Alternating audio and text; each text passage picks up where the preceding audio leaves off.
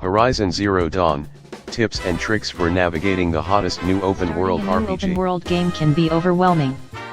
There's so much to do and so much to see that you might start to become concerned that you are playing the game in the wrong order or missing out on some important information. In Horizon Zero Dawn, there's another threat. You might get so distracted staring at the unimaginably detailed world that you forget it's infested with angry machines. If you read my review, you know that I think Horizon Zero Dawn is the best game on the PlayStation 4 and one of the best games of the current console generation. Below, I've put together a series of tips and tricks that I wish I had known before I started playing. And don't worry, no spoilers. Your resources satchel. You will run out of room within the first few hours if you don't collect the materials necessary to upgrade your resources satchel. This will become a massive headache as you collect more weapons, which use different materials for ammo, which means you need to gather more resources while you're running around the open world. So do yourself a favor, check and see what you need to upgrade the satchel to at least upgrade 3 and prioritize those resources. Stop using your focus. It can be tempting to charge into battle once you feel like you've gotten a hang of the combat and have a grasp on which enemies are weak to which weapon, but I implore you to ignore that impulse.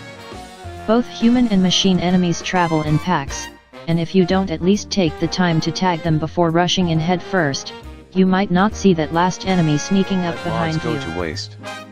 More powerful weapons, which you'll acquire sporadically throughout the game, have more modification slots.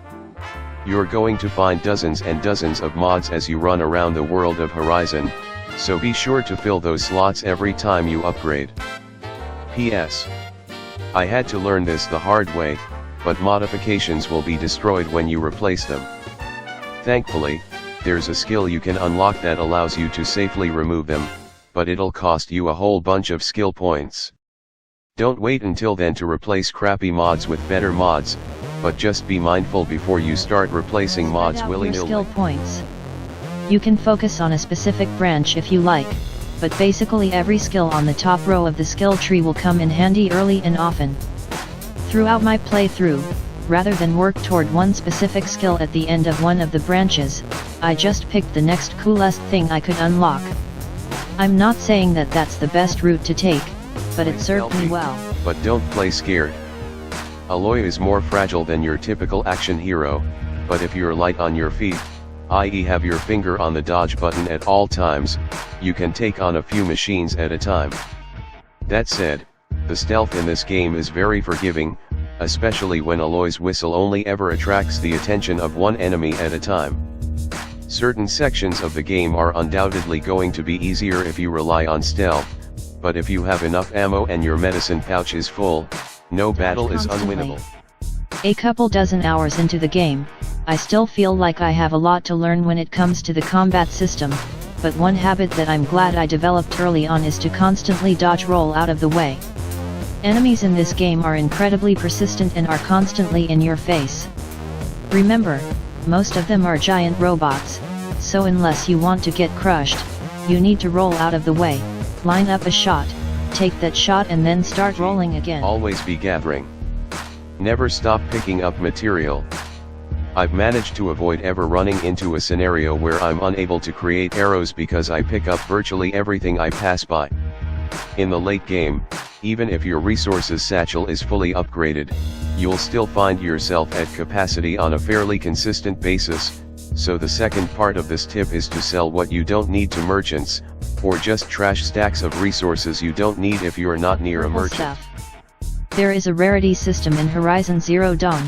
Green equals uncommon, blue equals rare, purple equals very rare, and the very rare stuff is extremely valuable, extremely powerful, or both. If you see a dead enemy or a cache on the ground with a purple symbol over it, go grab its contents. Pick up every side quest. There's no limit to how many quests you can have active at once, so grab them all. It allows you to plan out a path to complete as many as you can on the way to the next main story mission. The rewards are often middling, but completing side quests that are on your path is a good way to level up. The post-apocalyptic Earth of Horizon Zero Dawn is one of the more cohesive, dynamic, and visually impressive open worlds ever built. The sights, the sounds, the ecosystem of living creatures, you owe it to yourself to take some time off from solving the planet's mysteries to trot around on the back of a charger and take in the game's beauty. Fast travel pack. It's in Meridian. Trust me. You'll thank me later. Thanks for watching. Please subscribe to channels.